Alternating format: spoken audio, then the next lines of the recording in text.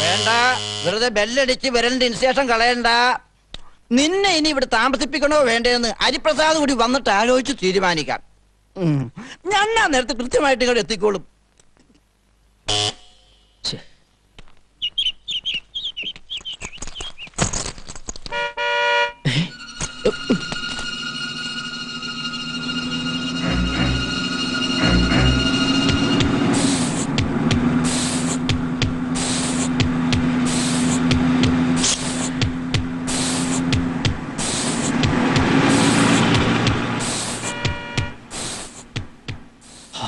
ഒരു പ്രേമദാസൻ, ബാക്കിയുള്ളവന്റെ കൂടി മാനം കളയാൻ നടക്കണ അലവലാതി.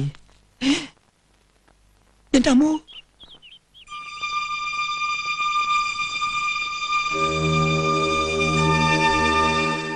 ഈശ്വര, ഇവൻ ആര്?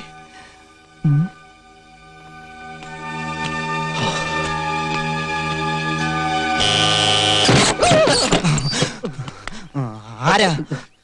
പ്രേമദാസ് അല്ലേ? അല്ല, ഞാൻ ബാഹുലേയൻ. ഓ, ബാഹുലേനാ? എന്താ പേര് മാറ്റണോ?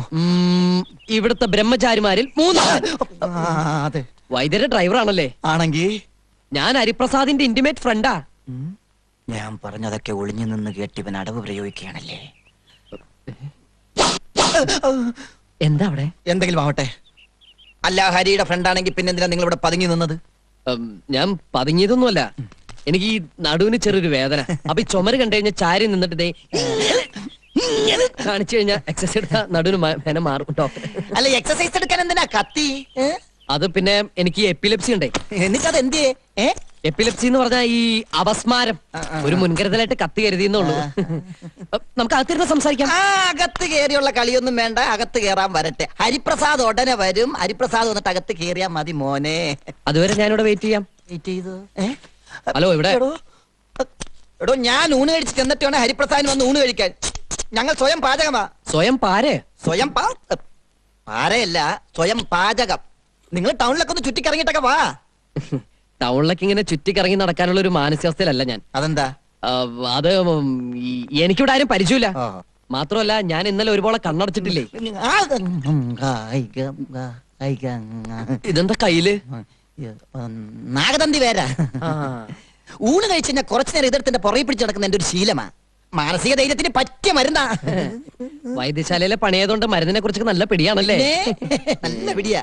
ഒരു പിടി എപ്പോഴും കയ്യിലിരിക്കണത് നല്ലതാണല്ലോ. അത് നേരാ.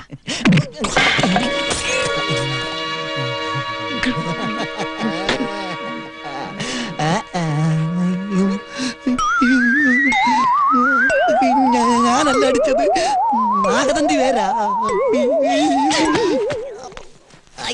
ഇവിടെ പതി.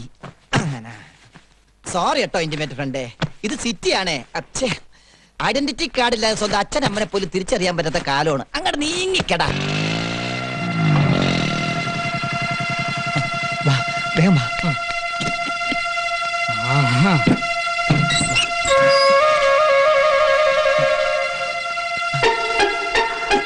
നീ വിളിക്ക്.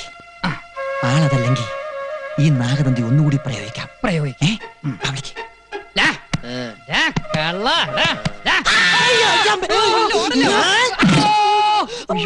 ഹരി, ഹരി, ഞാനാ ജയദേവൻ. നീയായിരുന്നു. നീ ആളെ പേടിപ്പിച്ചു കളഞ്ഞല്ലോ. ഈവൻ വന്ന് പറഞ്ഞപ്പോ എനിക്ക് ഒരൊത്തും പിടിയും കിട്ടിയില്ല. വരാന്തേലും വന്ന് പതുങ്ങിന്നോ, കാര്യം ചോദിച്ചപ്പോ കടാരെ നീട്ടിന്നൊക്കെ പറഞ്ഞപ്പോ. സോറി ഇന്റിമേറ്റ് ഫ്രണ്ട്, ഞാൻ ആളറിയാതെ. സാരമില്ല, സാരമില്ല. ഇത്രയും കൊണ്ട് അവസാനിച്ചു തന്നെ കാരണവന്മാരുടെ ഗുരുത്തം കൊണ്ടാ. അതെ. നീ എന്താ ഒരു മുന്നറിയിപ്പില്ലാതെ? ഒക്കെ ഞാൻ പറയാം. ഇത്തിരി വെള്ളം തരൂ. നീ വല്ലാതെ വിറക്കുന്നുണ്ടല്ലോ. ഇന്നലെ രാത്രി മുതലുള്ള ഓട്ടോ ജലപാനം ചെയ്തിട്ടില്ല. നീ ഒരു പണിയേ, ഇവിടെ എന്റെ ചോറിരിപ്പുണ്ട്, അത് കഴിച്ച് റെസ്റ്റ് എടുക്ക്. നമുക്ക് വൈകുന്നേരം കാണാം. വൈദ്യുതി എപ്പോഴാ ബ്രാഞ്ചിൽ വരുന്നതെന്ന് അറിയില്ല. വരുമ്പോ കണ്ടില്ലേ പ്രശ്നമാ. ഞാൻ ചോറെടുത്ത് നോക്കട്ടെ.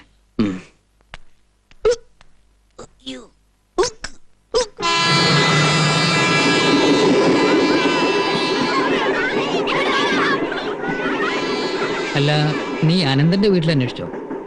ഡൽഹിക്ക് പോയിരിക്കുന്നു എന്റെ അച്ഛൻ പറഞ്ഞത്. അവിടത്തെ അവന്റെ അഡ്രസ് അയക്ക് അറിയില്ല അത്രേ.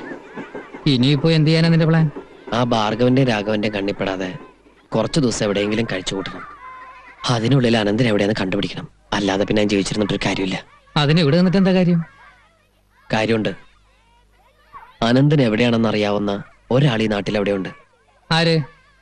അവന്റെ കാമുകി. കാമുകിയോ? എവിടെ?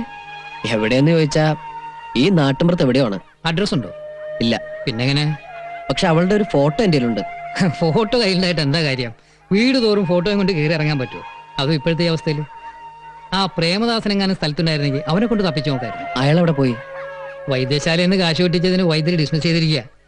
ഇവിടുന്ന് പോയിട്ട് കുറച്ച് ദിവസമായി. ആ ഏതായാലും അവളുടെ ഫോട്ടോ നിന്റെ കയ്യിലുണ്ടല്ലോ, നമുക്കൊന്ന് ശ്രമിച്ചു നോക്കാം. വാ. ഇത് അനന്തന്റെ കാമുകിയോ? അതെ, ആതിര. അതാണ് അവളുടെ പേര്. എടാ, ഇത് നീലകണ്ഠം വൈദ്യരുടെ പേരക്കിടാവാ. അയ്യോ, ഗൾഫിലുള്ള മുറച്ചിറക്കം ബാലഗോപാലുമായി കല്യാണം വരെ നിശ്ചയിച്ചിരിക്കുക. ഈ വെക്കേഷനെ കല്യാണം നടത്തുമെന്ന് പറഞ്ഞിരിക്കുന്ന വൈദ്യര്. നിനക്ക് ആള് മാറിപ്പോയതാ. എനിക്കൊരാള് മാറിയിട്ടില്ല. ഈ കുട്ടി അനന്തന്റെ കാമുകി തന്നെയാ. ഇവര് തമ്മിൽ കത്തുകൾ അയക്കാറുണ്ട്, ഫോണിൽ സംസാരിക്കാറുണ്ട്. അനന്തൻ എവിടെയായിരുന്നാലും ഇവളുമായിട്ട് ബന്ധപ്പെടുമെന്നുള്ള കാര്യം ഉറപ്പാ. എന്റെ ഉത്രാളിക്കാവിൽ അമ്മേ, ഞാൻ എന്താ ഈ കേൾക്കണത്? ആ വൈദ്യരെങ്ങാനും ഇത് അറിഞ്ഞ ആ പെങ്കൊച്ചിനെ കൊത്തു നുറുക്കി കഷായത്തിലിടുമല്ലോ ഭഗവാന്. അയ്യോ, കള്ളത്തരം പറയുന്നോടാ നിഷേധി.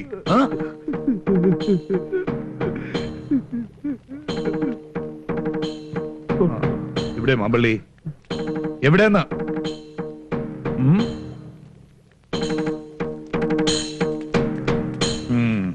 അത് ശരി. മാമ്പള്ളി ഇങ്ങോട്ട് ഇറങ്ങി വരിക.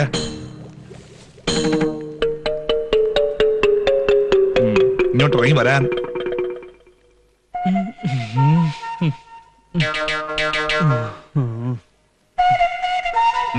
എന്താ എല്ലാവരും നോക്കി നിൽക്കണേ? ജോലി ചെയ്യാ. മാമ്പള്ളി, ഭരണി കയറി ഒളിച്ചിരുന്നിട്ട് ഒരു കാര്യമില്ല. ഒളിച്ചതല്ല, ഭരണിക്ക് സുഷിരങ്ങൾ ഉണ്ടോന്ന് നോക്കുമായിരുന്നു. ബേഷ് ബേഷ്. ദന്ത്യത്തിന്റെ ചേരുവകൾ എന്തൊക്കെയാന്ന് അറിയുവോ? നാഗദന്തി വരെ, കുമ്പിൾ വരെ, കൂവള വരെ, മുഞ്ഞ വരെ, മൂവില വരെ, ഒരില് വരെ, പലകപ്പയ്യാനി വരെ, കറുത്ത ചുണ്ട വരെ, വെളുത്ത ചുണ്ട വരെ ഇത്യാദി ചേർത്ത് ഒരു ഫലം വീതം. പിന്നെ കറുത്ത ചുണ്ടയും വെളുത്ത ചുണ്ടയും മാത്രമല്ല, ഞെരിഞ്ഞിലും ത്രിബലത്തോടും കൊടുവേലക്കിഴങ്ങും ഒരു ഫലം വീതം ചേർക്കണം വിധിപ്രകാരം.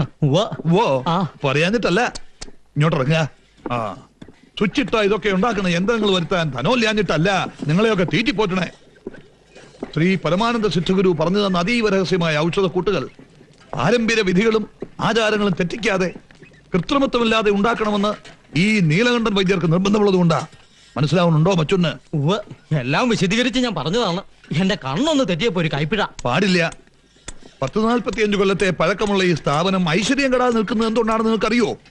ശ്രീ പരമാനന്ദ സിദ്ധവൈദ്യാശ്രമത്തിലെ ഔഷധങ്ങൾക്ക് പിഴയുണ്ടാവില്ലെന്ന് മാലോകർക്കുള്ള വിശ്വാസം കൊണ്ടാ. അതെ, അത് കളഞ്ഞു കുളിക്കാൻ ഒരുത്തരെയും ഞാൻ അനുവദിക്കില്ല. വിശ്വാസവഞ്ചന കാണിച്ചാലുണ്ടല്ലോ, ഈ മതിൽക്കെട്ടിനകത്ത് വെച്ചു വാഴിക്കില്ല ഞാൻ. ഈ പരമാനന്ദ സിദ്ധഗുരുവാണ് സത്യം. പറഞ്ഞത് കേട്ടല്ലോ. ഒരണപ്പല്ലേ. ആ, നന്നായി. ഗോമൂത്രത്തിൽ അരച്ച് നായ്ത്തിട്ട മേമ്പടി ചേർത്ത് ദിവസത്തിൽ ഒരു 6 നേരമായിട്ട് സേവിച്ചോളാം. അതുകൊണ്ട് എന്താ ഗുണം? ഗുണമൊന്നുമില്ല, വെറുതെ കളയണ്ടെന്ന് വെച്ച് പറഞ്ഞതാ.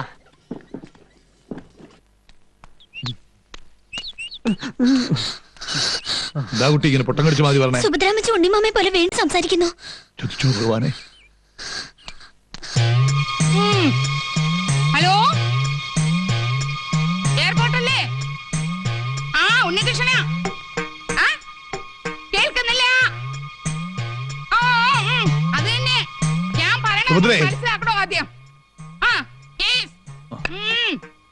സുഭദ്രേ, ഈ അച്ഛനെ കണ്ണു കാണില്ലേ? ഞാൻ ഉണ്ണികൃഷ്ണ. ഒക്കെ മനസ്സിലായി. ഫോണിങ്ങോട്ട് വെക്ക. ഞാൻ സംസാരിച്ചു കഴിഞ്ഞില്ല. അയ്യോ, ഈ അച്ഛനെ കൊണ്ട് ഞാൻ നടക്ക. എന്താ ചെയ്ത? കയ്യെന്ന് വിടൂ. ഞാൻ എയർപോർട്ടിലേക്ക് വിളിച്ചതാ. പൊട്ടിത്തെറിക്കാത്ത പ്ലെയിൻ വല്ലതും ഉണ്ടോന്ന് അറിയാനാ. അത് മുഴുവൻ നശിപ്പിച്ചു. അതൊക്കെ ഞാൻ അന്വേഷിച്ചോളാം. ഓപ്പോള് ധൈര്യമായിട്ടിരിക്കുക. ഓപ്പോളോ? നല്ല കഥ. വാസുമാമയ്ക്കും എന്നെ കണ്ടിട്ട് മനസ്സിലാവില്ലാച്ച കഷ്ടാണേ. മമ്പളി, അശോകന്താൻ ഇഷ്ടമെടുത്തോളൂ. കുട്ടി മരുന്ന് മുടക്കി അല്ലേ? കൊഴപ്പൊന്നുമില്ല, വേണ്ടാന്ന് സുഭദ്രാമച്ചി എന്നെ പറഞ്ഞത്. അല്ല, അമ്മ അവിടെ പോയിരിക്കാ? സുഭദ്രാമച്ചി അടുക്കളയിലുണ്ട്. ഉണ്ണിയമ്മ എന്നോട് വന്നോളൂ. വരൂ ഉണ്ണിയമ്മ. വാസുമതി, നിനക്ക് ഇത്തിരി കൂടുതലുണ്ട്. ഞാൻ വന്ന നേരം തൊട്ട് ശ്രദ്ധിക്കണു. നോക്കിയേ, ഈ മരുന്ന് അങ്ങോട്ട് കുടിക്കുക. എന്തിനാ ഇത്? എനിക്ക് അസുഖമൊന്നുമില്ല.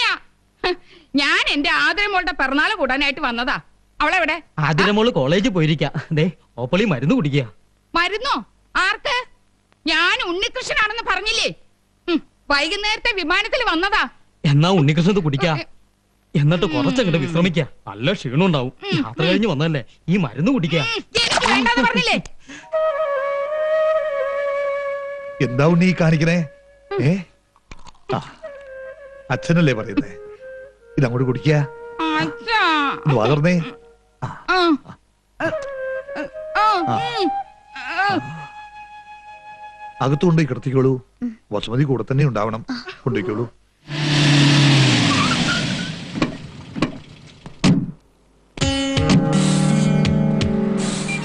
ഇത് തന്നെയല്ലേ സ്ഥലം? അതെ, ഞാനൊന്ന് പോയി ചോദിച്ചിട്ട് വേണ്ട, നീ ഇവിടെ നിൽക്ക്, ഞാൻ പോയി ചോദിച്ചിട്ട് വരാം. അടുത്ത ആഴ്ച ഒന്ന് വൈദ്യരെ കണ്ടാ മതി. ശരി. ഇവിടെ ഹരിപ്രസാദ് എന്നൊരാളുണ്ടോ? ഉണ്ടല്ലോ. ഒന്ന് കാണാൻ പറ്റുമോ? വിളിക്കാം. ആരാ? താനല്ലേ ഹരിപ്രസാദ്? അതെ. ഒരു കാര്യം അറിയാൻ വന്നതാ. എന്താ? ജയദേവൻ എവിടെ ഉണ്ട്? ജയദേവനോ? ഏത് ജയദേവൻ? എന്താ അറിയില്ലേ? പാണത്തിപ്പറമ്പിൽ സുകുമാരൻ നായരുടെ മകൻ ഹരിപ്രസാദ് അല്ലേ നീ? അതെ. അപ്പൊ നീ ജയദേവനെ അറിയാതിരിക്കാൻ വഴിയില്ലല്ലോ. നീ അവന്റെ ക്ലോസ് ഫ്രണ്ട് അല്ലേ? ഓ, ജയദേവ ശർമ്മയുടെ കാര്യമാണോ പറയുന്നത്? അതെ. അവൻ നാട്ടിലില്ലേ? ഞങ്ങൾ തമ്മിൽ കണ്ടിട്ട് 2-3 കൊല്ലമായി. ഇടക്ക് കത്തയക്കുമായിരുന്നു. 1 കൊല്ലമായിട്ട് അതുമില്ല. എന്താ പ്രശ്നം? പ്രശ്നമൊന്നുമില്ല, ഒരു ചെറിയ കണക്ക് പറഞ്ഞു തീർക്കാനുണ്ടായിരുന്നു. അതുകൊണ്ടാ. അവനെ കണ്ട പറഞ്ഞേക്ക് ഭാർഗവനും രാഘവനും അന്വേഷിച്ച് വന്നിരുന്നെന്ന്.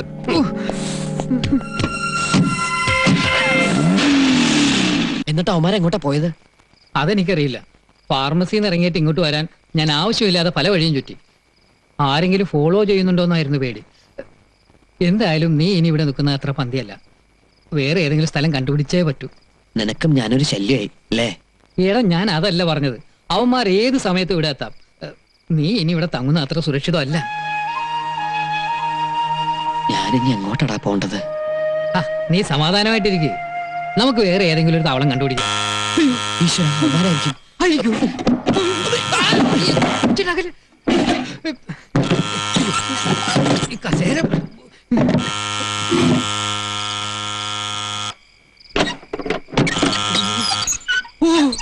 മാമ്പുല്യാശനായിരുന്നു.